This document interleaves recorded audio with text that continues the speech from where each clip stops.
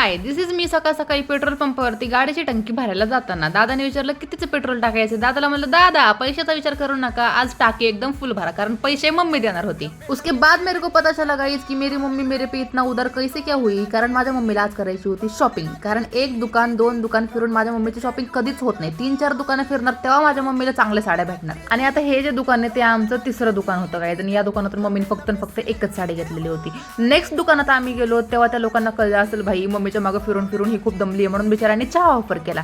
एवढं सगळं होऊन निघता शेवटी माझ्या मम्मीला ह्या काकूंच्या हातातली साडी आवडली आणि माझ्या मम्मीला तीच साडी पाहिजे होती. मम्मीला म्हटलं अगं मम्मा त्याच पॅटर्न मधला फक्त वेगळा कलर घेऊन टाक, पण नाही भाई, त्या दादानी एवढे मम्मीला ऑप्शन्स दाखवले पण माझ्या मम्मीला त्या काकूंच्याच हातातली साडी पाहिजे होती.